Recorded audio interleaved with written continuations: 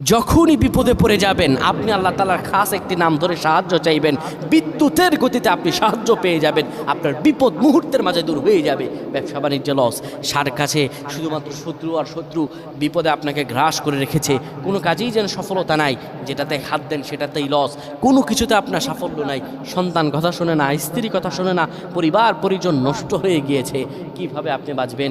প্রবাসে আটকা পড়ে গেছেন, আসতেও পারেন না, কোনো কাজও পাচ্ছেন না, আপনি আমলটা করেন।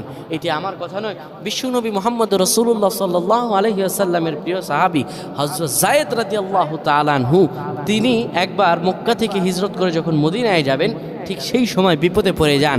ওনাকে একটি লোক বিপদে আটকে ফেলে এবং ওনাকে হত্যা করার চেষ্টা করে। তখন তিনি আল্লাহ তাআলার এই খাস নামটি ধরে সাহায্য চেয়েছিলেন, আল্লাহ তাআলা তাকে বিপদ থেকে মুক্ত করেছেন। সুবহানাল্লাহ।